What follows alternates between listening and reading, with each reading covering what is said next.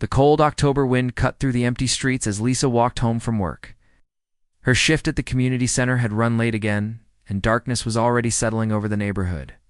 She pulled her jacket tighter and quickened her pace, thinking about the leftover pasta waiting in her fridge. That's when she saw her small figure sat hunched against the old bus stop bench, so still that Lisa almost missed her in the dim streetlight. The little girl couldn't have been more than 7 years old. Her tiny frame was swallowed by an oversized hoodie that had seen better days, and her legs dangled from the bench, not quite reaching the ground. Lisa slowed her steps. Something wasn't right. Kids this young didn't sit alone at bus stops after dark. She glanced around, looking for parents or guardians. But the street was empty except for the occasional passing car. The girl's head was down, her long black hair falling like a curtain around her face. Even from a distance, Lisa could see she was shivering. Not just from the cold, but from something deeper. Something that made Lisa's heart skip a beat. She found herself walking toward the bench before she'd even decided to do it. Her footsteps echoed on the quiet street, and the little girl looked up with wide, dark eyes that seemed too old for her face. "Hey there," Lisa said softly, stopping a few feet away. She didn't want to scare the child. "Are you okay? Are you waiting for someone?" The girl's eyes darted around nervously like a trapped animal looking for an escape route. Arms tighter around herself and shook her head slightly. "I'm not going to hurt you," Lisa continued, crouching down to be at eye level. "My name is Lisa. What's yours?" For a long moment, the girl just stared. Then in a voice so quiet Lisa had to strain to hear it, she whispered, "Rosa." The name came out with a slight accent, and Lisa noticed the girl's lips were pale, almost blue from the cold. Her cheeks were hollow, and there were dark circles under her eyes that no child should have. "Rosa, that's a beautiful name," Lisa said, trying to keep her voice calm even though alarm bells were ringing in her head. "Where are your parents, honey? Where's your family?" Rosa's eyes filled with tears, but she blinked them back quickly. "Mama is sick," she said, her English mixed with soft Spanish words.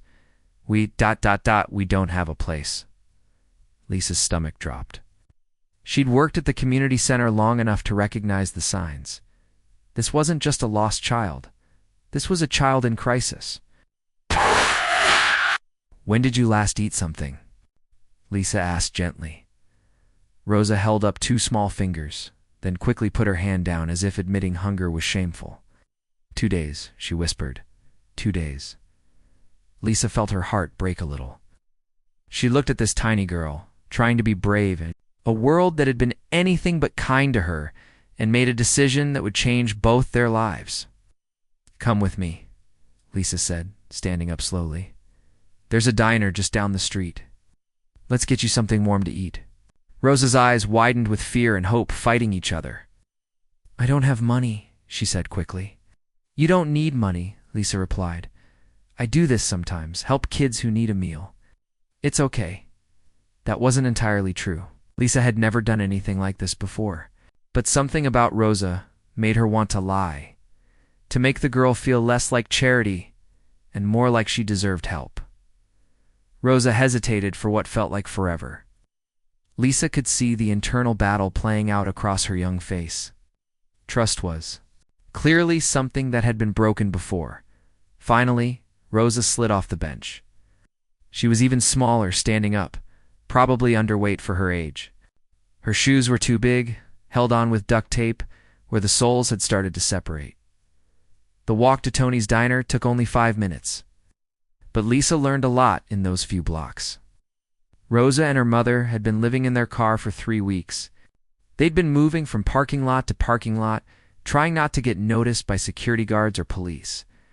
Rosa's mother, Alina, had been working to cleaning jobs until she got sick with what sounded like pneumonia. "Mama tries to hide it," Rosa said as they reached the diner's warm yellow glow.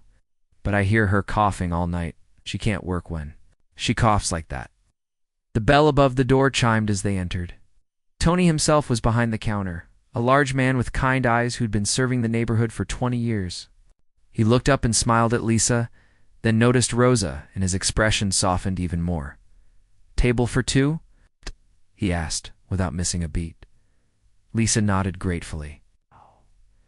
Tony had seen enough in his years to know when not to ask questions. They slid into a booth near the window, and Lisa watched Rosa's eyes go wide at the menu. Everything probably looked impossible, too expensive, too much to hope for. "Order whatever sounds good," Lisa said. "I mean it, anything." Rosa stared at the menu like it was written in a foreign language, which Lisa realized it partly was for a 7-year-old who'd been hungry for days. "The chicken soup is really good here," Lisa suggested. "They make fresh bread. Or, if you want something bigger, the grilled cheese comes with fries." "Soup sounds good," Rosa said quietly. "And maybe bread." When the food came, Lisa had to look away as Rosa ate.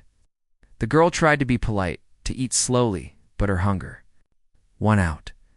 She tore into the bread like she hadn't seen food in weeks, which might have been closer to the truth than Lisa wanted to think about. "Slow down, sweetie," Lisa said gently. "It's okay. No one's going to take it away."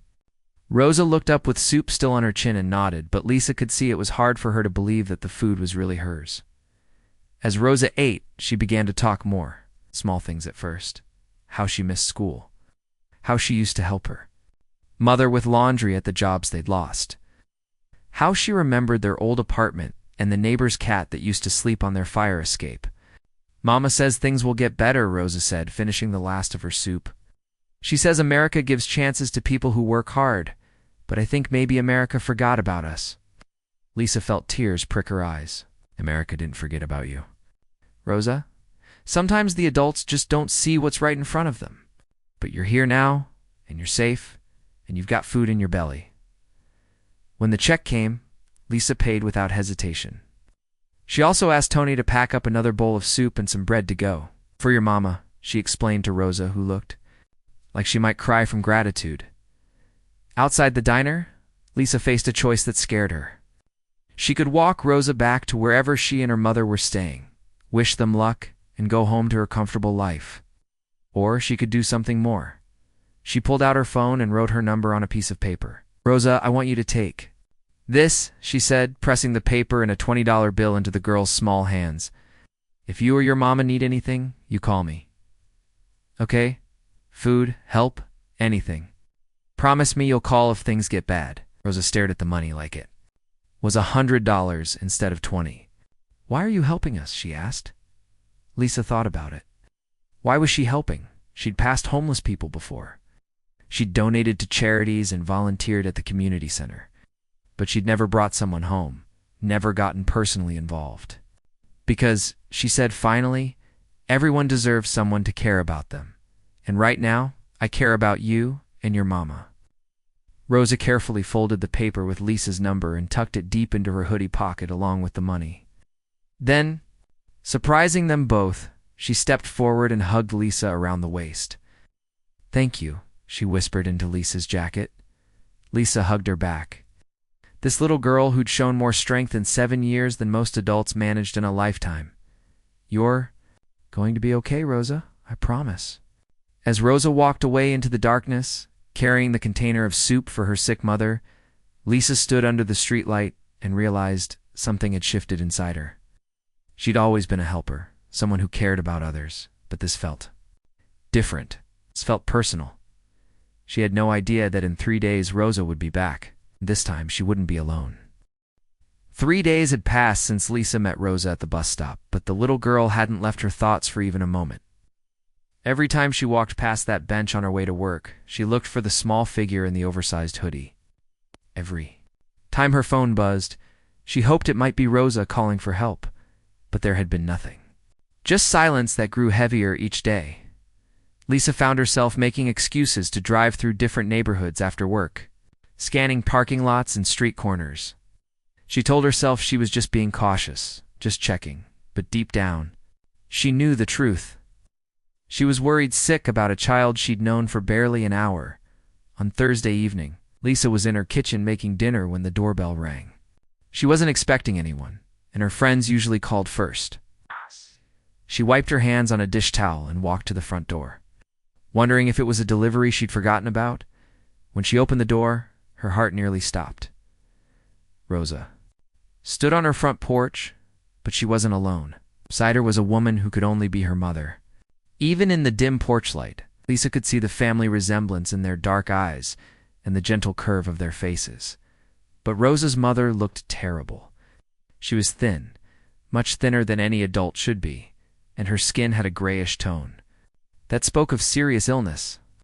She was leaning heavily against the porch railing, and every few seconds a harsh cough shook her entire body. "Rosa," Lisa breathed, stepping forward instinctively. "Oh my goodness, I've been so worried about you." Rosa looked up with those same wide eyes, but now they held something different. Not just fear and hunger, but a desperate kind of hope that made Lisa's chest tight. "Miss Lisa," Rosa said quietly, "this is my mama, Alina." Lena straightened up as much as she could and extended a trembling hand. When she spoke, her voice was hoarse and heavily accented, but her words were careful and deliberate.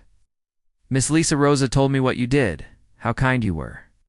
She paused to cough, a deep, wet sound that made Lisa wince. "I come to say thank you, and to ask ...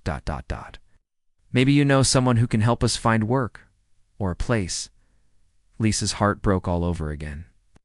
Here was a woman who was clearly very sick, probably hadn't eaten a proper meal in weeks, and she was asking for work.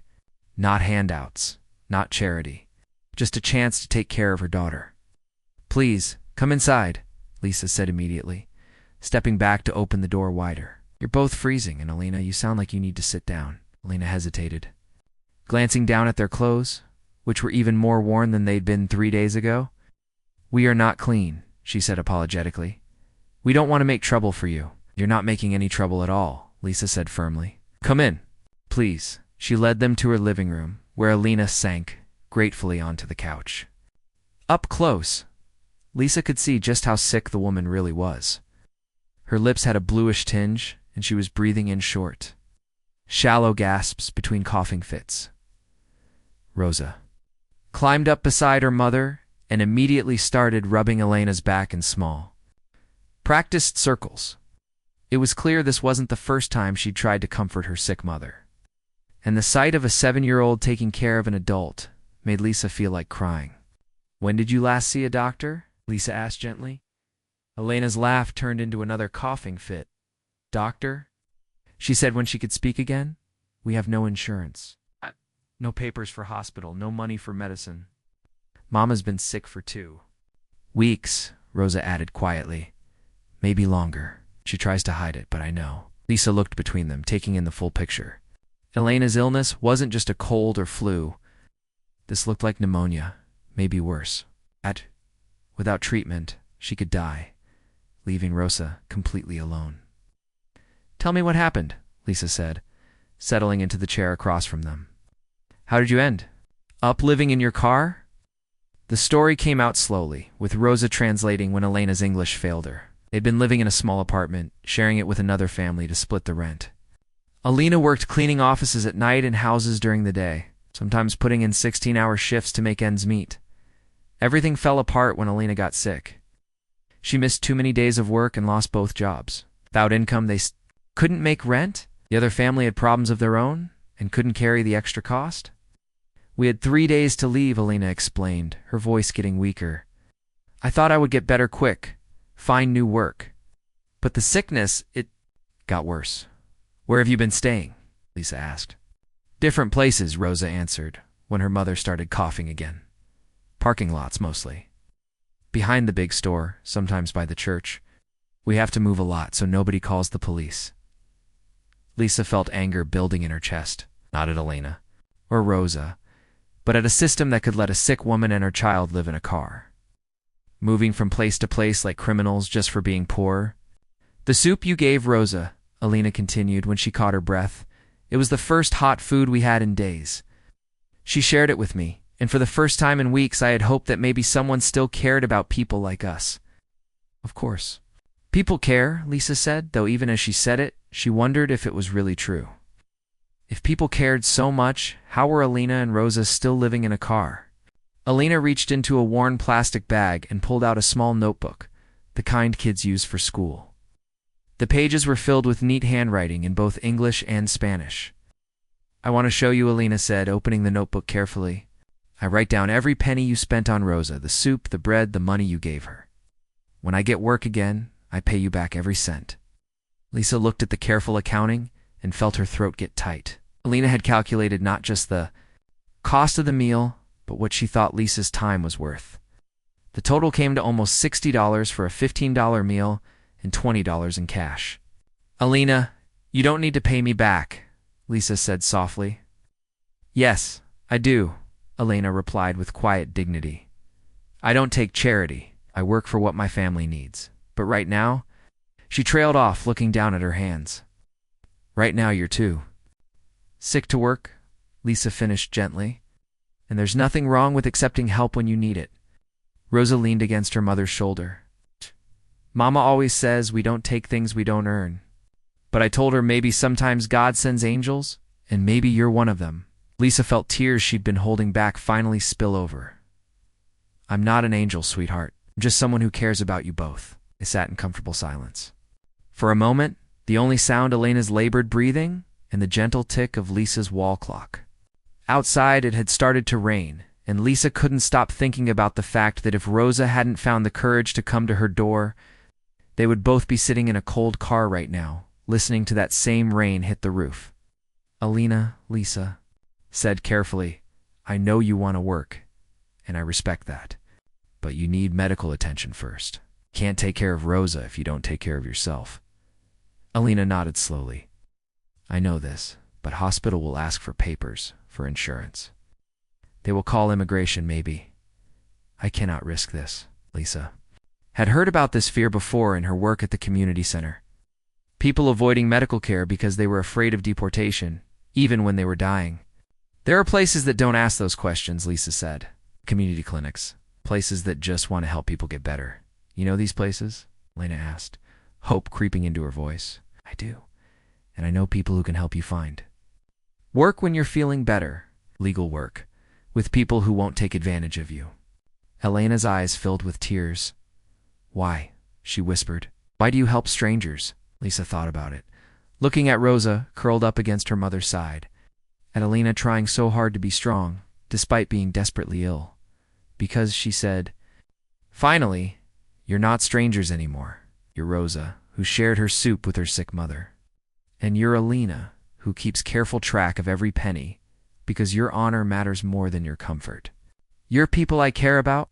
As if to punctuate the moment, a particularly loud clap of thunder shook the house, followed by the sound of rain getting heavier. Lisa looked out the window at the storm, then back at Alina and Rosa. She thought about them driving back to their car, trying to stay dry with cardboard and old towels. She thought about Elena's cough getting worse in the cold and damp. You know what? Lisa said, surprising herself with the words as they came out. This storm is getting worse. Why don't you both stay here tonight, just until the weather clears? Alina started to shake her head, but another coughing fit stopped her protest. Please, Lisa continued. I have a guest room that no one ever uses. Rosa could sleep in a real bed for once, and you could rest somewhere warm and dry. Rosa looked up at her mother with such hope that Elena's resistance crumbled. Just for tonight, Elena said quietly, till the rain stops. But as Lisa showed them to the guest room and watched Rosa's face light up at the sight of a real bed with clean sheets, she had a feeling that this night was going to change everything for all of them. That first night changed everything, though none of them realized it at the time. Lisa woke up at 6 a.m. to the sound of someone moving quietly in her kitchen. She padded downstairs in her slippers, expecting to find Alina or Rosa, looking for water or maybe trying to leave without waking her. Instead, she found Alina standing at her stove, carefully scrambling eggs with ingredients Lisa didn't even remember having. The woman still looked terribly sick, but there was something different about her posture. Less defeated. More like the person she used to be before everything fell apart, Lisa said softly, not wanting to startle her. What are you doing? You should be resting. Alina turned around, and Lisa was surprised to see tears in the woman's eyes. Not sad tears, but something else entirely. I slept 8 hours, Alina said, her voice still hoarse but stronger than the night before. 8 hours in a warm bed, not worrying about police or rain or Rosa being cold. I cannot remember the last time I slept 8 hours. She gestured to the eggs, which smelled amazing. I found these in your refrigerator and some vegetables. I hope it is okay. Wanted to make breakfast for you. To say thank you. Lisa felt her throat tighten. Alina, you didn't have to do that. You're sick. You should be taking care of yourself. Taking care of others is how I take care of myself, Alina replied simply. It is who I am. Rosa appeared in the doorway, her hair messy from sleep, wearing the same clothes as yesterday, but looking more rested than Lisa had ever seen her. The child's face lit up when she saw her mother cooking. Mama, you're feeling better, she said, running to hug Alina around the waist. A little better? Yes, Alina said, smoothing Rosa's hair. A good night's sleep works miracles. They ate breakfast together at Lisa's small kitchen table. And for the first time since this whole thing started, it felt almost normal, Alina told Lisa about her life before coming to America, about the small restaurant she used to run with her late husband in Guatemala. Rosa chimed in with stories about helping in the kitchen, standing on a step stool to reach the counter. You ran a restaurant? Lisa asked, impressed. That's incredible. Alina's face brightened with pride. Small place, nothing fancy, but people came from 3 towns over for my tamales. My grandmother's recipe. Her expression grew sad. I had to sell everything to pay for the trip here after my husband died. I thought I could start over, maybe open another restaurant someday. You still can, Lisa said without thinking. Alina smiled sadly.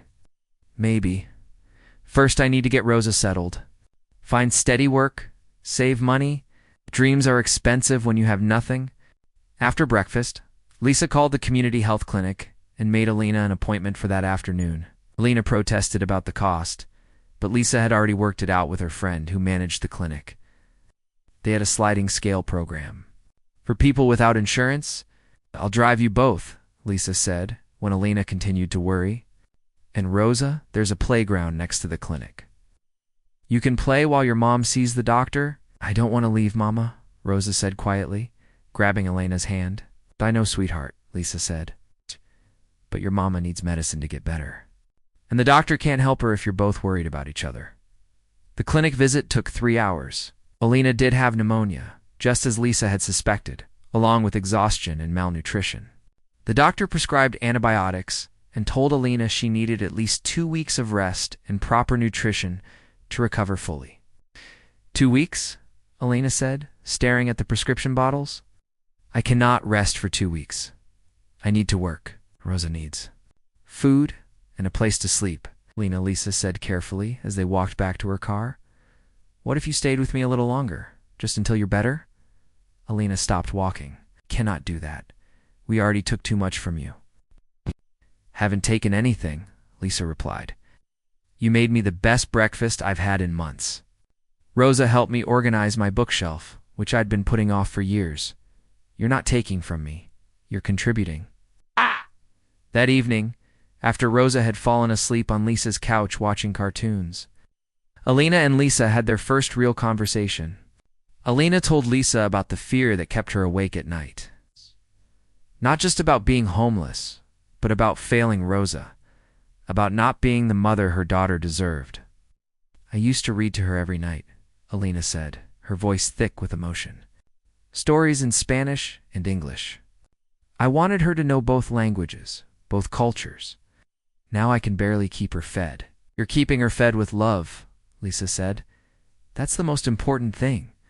Love doesn't pay rent, Alina replied bitterly.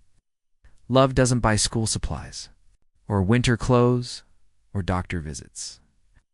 Lisa was quiet for a moment. Then she said something that surprised them both. What if it could, though? What if love could be practical, too? Alina looked at her questioningly. I've been thinking, Lisa continued. I have this big house that's mostly empty. I work long hours and come home to silence. Rosa brings so much life to this place, and you make it feel like a home instead of just a house. What are you saying? Lina asked cautiously. I'm saying maybe we could help each other. You need a place to stay and time to recover. I didn't realize what I needed until you both showed up. But I need family. I need purpose beyond just going to work and coming home alone. Alina was quiet for a long time, staring at the prescription bottles on the coffee table. You don't know us, she said finally. We could be anyone. Dangerous people. Bad people. Lisa almost laughed. Elena, you're worried about paying me back for a bowl of soup. You made me breakfast with my own food and still felt guilty about it. If you're dangerous, then I'm a purple elephant. That got a small smile from Alina, the first real smile Lisa had seen from her. I don't want charity, Alina said firmly. It's not charity, Lisa replied. It's partnership. You help me turn this house into a home. You cook sometimes, help with things around here. Rosa goes to school from a stable address instead of living in a car. When you're better, you find work, contribute what you can. Figure it out together, and if Rosa gets too loud, if she makes messes, if I cannot find good work, then we deal with those problems as a family, Lisa said. That's what families do. Alina started crying then, not the quiet tears she'd been holding back, but real sobs that seemed to come from somewhere deep inside her chest. Lisa moved to the couch and put her arms around the woman, holding her while she cried out weeks of fear and exhaustion and desperation. I haven't had family since my husband died, Alina whispered. I forgot what it felt like to not be alone. You're not alone anymore, Lisa said. Neither of us are. Over the next few days, they developed a routine that felt surprisingly natural. Lisa would go to work. Alina would rest, but also do small tasks around the house when she felt up to it. Rosa played in the backyard, something she hadn't been able to do in months. Elena's cough started improving with the antibiotics. Her color got better with regular meals. Rosa began laughing again, really laughing. Instead of the careful quiet she'd maintained in the car. But the real change was in Lisa. She found herself hurrying home from work, excited to see what Alina was cooking or to hear about Rosa's day. Her house, which had felt like a lonely cave for so long, was full of Spanish music and the smell of Elena's cooking and Rosa's chatter. One evening, as they were cleaning up after dinner, Rosa looked up at Lisa with serious eyes. Miss Lisa, she said, are we going to live here forever? Lisa glanced at Alina, who was pretending to focus very hard on washing dishes. Would you like to live here forever? Lisa asked. Rosa nodded eagerly. I like having my own bed, and Mama smiles more here, and you make really good pancakes. Lisa laughed. Well, your mama makes much better eggs than I do. Maybe we could teach each other, Alina said quietly, not looking up from the dishes. I could teach you to make real tamales. Could teach Rosa more English? Is that a yes? Lisa asked. Alina finally looked up, and Lisa saw something in her eyes that hadn't been there before. Hope. Real, solid hope. That is a yes to trying, Alina said. To seeing if three strangers can become a family. We're not strangers anymore, Rosa said matter-of-factly. For Rosa and Mama and Lisa, that's a family. And looking at them both, Lisa realized Rosa was absolutely right. 2 weeks had passed since Alina and Rosa moved into Lisa's house, and life had settled into a rhythm that felt both new and comfortable. Elena's health was improving every day, her cough almost gone, and her energy slowly returning. Rosa had started at the local elementary school and was making friends for the first time in months. But not everyone was happy about the arrangement. Lisa first noticed the problem when her sister Amy came over unannounced on a Saturday morning. Amy had always been protective of Lisa, maybe too protective, and she didn't hide her concerns. Lisa, can we talk privately? Amy asked. Eyeing Alina and Rosa with barely concealed suspicion, they stepped onto the back porch while Alina helped Rosa with her homework at the kitchen table. This has gone too far, Amy said immediately. I understand you wanted to help them, but they're not your responsibility. You don't know anything about these people. I know plenty about them, Lisa replied, trying to keep her voice calm. Alina is one of the hardest working people I've ever met, and Rosa is a sweet, smart little girl who deserves a chance at a normal childhood. That's not the point, Amy insisted. What if they're lying to you? What if Alina isn't really sick? What if this is all some elaborate scheme to take advantage of your kindness? Lisa felt anger rising in her chest. Take advantage how? By making me breakfast every morning. By cleaning my house better than I ever have. By making this place feel like a home for the first time in years. By living here rent-free while you pay for everything, Amy shot back. Food, utilities, medical bills. How much money have you spent on them already? The question stung, because Lisa hadn't really kept track. Alina had been right that first night when she said love didn't pay rent. But Lisa was discovering that. Sometimes love was worth more than money. You're not freeloaders, Lisa said firmly. Alina contributes in ways that matter. She takes care of things I never had time for. She cooks meals that actually taste good instead of the frozen dinners I used to eat. Rosa brings joy to this house that I didn't even know was missing. Amy shook her head. You're being naive. What happens when Alina decides she doesn't need you anymore? What happens when they disappear one night and take half your stuff with them? That won't happen, Lisa said, but even as she said it, she felt a tiny seed of doubt plant itself in her mind. The conversation ended badly, with Amy leaving in frustration and Lisa feeling shaken. She'd never had anyone question her judgment so harshly, and part of her wondered if Amy might be right. The doubt grew over the next few days, fed by small things that probably meant nothing but felt significant in Lisa's worried state of mind. Alina had been looking through the newspaper job listings more intently. She'd made several phone calls in Spanish that she ended quickly when Lisa entered the room. Rosa had been quieter than usual, more clingy with her mother. Lisa found herself paying closer attention to her belongings, mentally cataloging her electronics and jewelry. She felt ashamed for even thinking such thoughts. But Amy's words had planted a seed of mistrust that was hard to ignore. The breaking point came on Thursday evening when Lisa overheard Alina on the phone in her bedroom. She wasn't trying to eavesdrop. But Elena's voice carried through the thin walls, and she was speaking English. Yes, I understand the deposit requirements, Elena was saying. When would we be able to move in? Next week, that might work? Lisa's heart sank. Elena was looking for an apartment. After everything they'd shared, after talking about being a family, Lena was planning to leave. Lisa stood in the hallway, feeling foolish and hurt and angry all at once. Amy had been right. This was temporary for Alina, just a convenient place to recover before moving on with her life. When Alina emerged from her room a few minutes later, Lisa was waiting.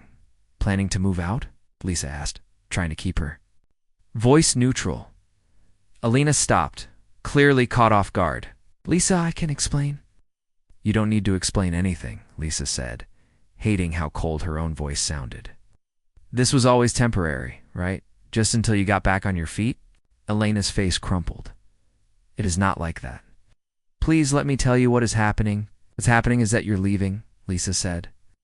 After everything we talked about, after Rosa started calling this home, you're taking her away. Found a job, Alina said quietly. A good job, cleaning offices downtown.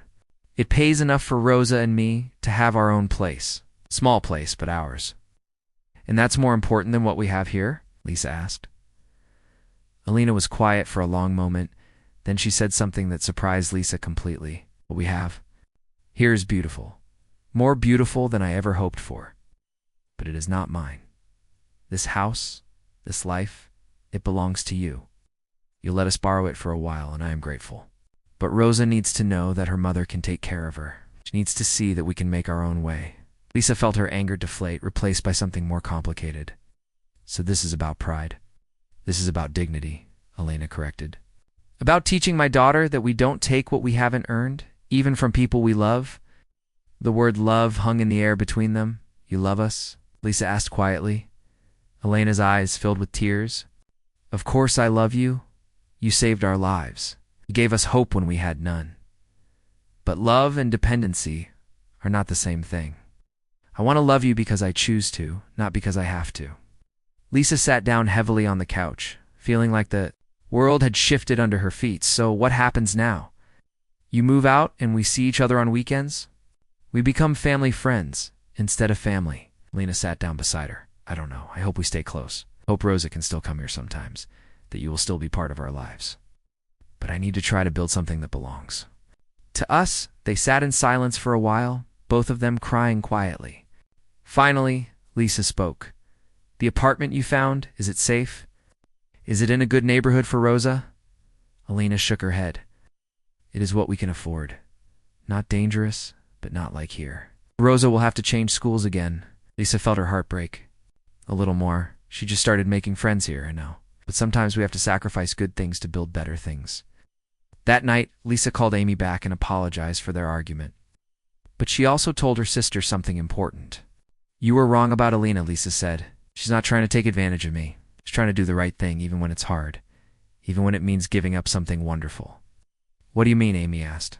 "She's leaving," Lisa said. "She found a job and an apartment, and she's moving out because she wants to be independent. Because she wants to earn her place in the world instead of being given one." Amy was quiet for a moment. She said finally, "I didn't expect that." "Neither did I," Lisa admitted. "But it makes me respect her even more." The next morning, Lisa woke up to the smell of Elena's famous eggs and the sound of Rosa giggling in the kitchen. She lay in bed for a moment, listening to the sounds of the family she was about to lose, and made a decision that would change everything once again. She got up, got dressed, and went downstairs to join them for what might be one of their last breakfasts together. But she had an idea, something that might honor Elena's need for independence, while preserving the family they'd all come to cherish. It was risky. It might not work. But Lisa had learned something important over the past few weeks. Sometimes, the best families are the ones you choose, and sometimes choosing family means fighting for it, even when it's complicated. The crisis came on a Tuesday morning, exactly 1 month after Rosa first appeared at Lisa's door. Lisa was getting ready for work when she heard Rosa coughing in the guest room. Not just any cough, but the same deep, harsh sound that Elena's pneumonia had made. By the time Lisa reached the room, Rosa was burning with fever and struggling to breathe. Alina was in full panic mode, switching rapidly between English and Spanish as she tried to cool Rosa's fever with damp towels. "She was fine yesterday," Alina kept saying. "Fine yesterday, playing, laughing. How can she be this sick so fast?" Lisa took one look at Rosa's flushed face and labored breathing and knew they needed to get to the hospital immediately. She called in sick to work and drove them to the emergency room, where they spent the next 8 hours waiting, worrying, and holding each other. Rosa had caught the same bacterial infection that Alina had been fighting, but her small body was having a harder time with it. The doctors wanted to keep her overnight for observation and for antibiotics. That's when the real problem started. "I need to call someone to watch Rosa tonight," Alina said, pacing the hospital hallway. "I cannot afford to miss work tomorrow. The new job," they said, "1 absence in the first month and I'm fired." Lisa stared at her. "Alina, Rosa's in the hospital. You can't go to work." "I have to," Alina said, tears streaming down her face. "If I lose this job, we lose the apartment. If we lose the apartment, we're back in the car. Cannot let that happen to Rosa. So you're going to leave your sick daughter alone in the hospital." Elena's face crumpled. "I don't have a choice." "This is what being poor means, Lisa. It means choosing between impossible things." Lisa watched Alina struggle with a decision no mother should ever have to make, and something inside her snapped. Not anger, but clarity. Perfect, crystal clear clarity about what really mattered. "Yes, you do have a choice," Lisa said firmly. "You can let me help you. You have already helped too much." "I haven't helped enough," Lisa replied. "I'm done pretending this is about charity or temporary arrangements or any of that nonsense." Elena looked at her with confusion and exhaustion. Lisa took Elena's hands and looked her straight in the eyes.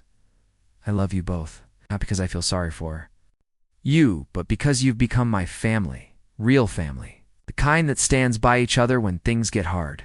"Lisa, ... Let me finish," Lisa continued. "You want independence? I respect that. You want to contribute? I need that too. But we don't have to choose between being family and being independent." Alina wiped her eyes. "What are you saying?" "Saying let's stop pretending this is temporary and make it permanent. Really permanent. Let's figure out how to be a family that works for all of us. But the job, the apartment, ... "Forget the apartment," Lisa said. "Stay with me, but as equal partners, not as guests. Pay me rent if it makes you feel better, but pay me what you can actually afford, not what some landlord demands. Help me turn my house into our home." Alina was quiet for a long time, looking through the hospital room window at Rosa, who was sleeping peacefully for the first time in hours. "What about when people judge us?" Alina asked. your sister, your friends, people who think we don't belong. Then they'll learn to accept it, or they'll stop being part of our lives, Lisa said without hesitation. I'm tired of caring what other people think about my choices. Elena started crying again, but these were different tears. Relief, maybe? Or hope? Are you sure? Elena whispered. Are you sure you want a life this complicated? Lisa looked at Rosa, sleeping in the hospital bed, hooked up to machines but finally breathing easily. She thought about Elena's cooking, filling her kitchen with warmth, about Rosa's laughter echoing through rooms that had been silent for too long. Lena, my life was empty before you both came into it. I didn't even realize how empty until you filled it up. That's not complicated. That's a gift. They spent the night in Rosa's hospital room, taking turns sleeping in the uncomfortable chair while the other watched over the little girl. Somewhere around 3 in the morning, as Elena dozed and Lisa kept vigil, Rosa opened her eyes. Miss Lisa, she whispered, her voice hoarse but clearer than it had been all day. I'm here, sweetheart. How are you feeling? Better? Is Mama okay? She was crying a lot. Lisa smoothed Rosa's hair. She was just worried about you. Mamas worry when their babies are sick. Rosa was quiet for a moment. Are you my mama too now? The question caught Lisa completely off guard.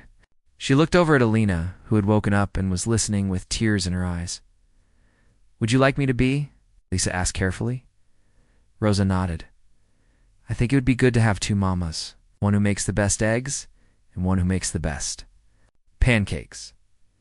Elena laughed through her tears. That sounds perfect to me too. 3 months later, their unconventional family had found its rhythm. Lena worked part-time at her cleaning job and spent the other half of her time taking online courses to become a certified translator. Lisa had converted her home office into a study space where Elena could work on her assignments while Rosa did her homework nearby. Rosa was thriving at school. Her teacher amazed by how much the child had blossomed since the beginning of the year. She was still the same sweet, thoughtful girl, but now she had the confidence that came from knowing she was safe and loved. The neighbors had initially been curious about the arrangement, but Elena's warmth and Lisa's obvious happiness had won most of them over. The woman next door now regularly traded garden vegetables for Elena's homemade tamales, and Rosa had become the unofficial big sister to the younger kids on the block. Amy had eventually come around too, especially after seeing how Elena had helped Lisa organize her finances and started a small catering business using Lisa's kitchen. I was wrong about her, Amy admitted one day. She's not taking advantage of you. She's making your life better in every way. Lisa's house had been transformed into something she'd never thought possible. A real home. There were family photos on the mantle now, pictures of all 3 of them at Rosa's school plays and Elena's graduation from her translation program. The refrigerator was covered with Rosa's artwork and Elena's recipe experiments and Lisa's work. Schedules all overlapping in the beautiful chaos of family life. But the real transformation was in Lisa herself. She'd always been kind, always been helpful, but now she understood the difference between charity and love. Charity was something you gave to people you felt sorry for. Love was something you chose to build with people who changed your life for the better. One evening, as they cleaned up after dinner together, Rosa looked up from drying dishes and made an announcement. I'm going to write a story for school about our family, she said, about how sometimes the best families are the ones you choose. What's your story going to be called? Lisa asked. Rosa thought for a moment. The day we found each other, she said finally. Elena smiled. That's perfect, Mia, because that's exactly what happened. We all found each other. Later that night, after Rosa was asleep and Elena was studying at the kitchen table, Lisa sat on her front porch and looked out at the neighborhood. A year ago, she would never have imagined her life could look like this. She'd been content with her quiet routine, her predictable days, her tidy house. Now her house was full of noise and laughter and the comfortable chaos of family life. Her quiet routine had been replaced by school events and work schedules and weekend adventures. Her predictable days now included unexpected conversations, shared meals, the kind of problems that came from caring deeply about other people. It was messier than her old life, more complicated, more demanding. It was also infinitely better. Elena appeared beside her on the porch carrying 2 cups of tea. What are you thinking about? Elena asked, settling into the chair next to Lisa's. "How different everything is now," Lisa said. "How much better," Alina smiled. "Rosa asked me today if we were going to live here forever." "What did you tell her?" "I told her that forever is a long time, but that some families are strong enough to last that long." Alina looked at Lisa. "I think we're one of those families."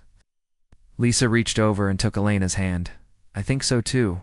They sat in comfortable silence, two women who had found each other through circumstances neither could have predicted. Watching over the home they'd built together and the child they both loved. Sometimes the best stories don't start with once upon a time. Sometimes they start with a hungry little girl at a bus stop and a woman who decides to care. Sometimes they start with small acts of kindness that grow into something beautiful and permanent and real. Sometimes they start with choosing to see family not as something you're born into, but as something you build, one meal and one conversation and one act of love at a time.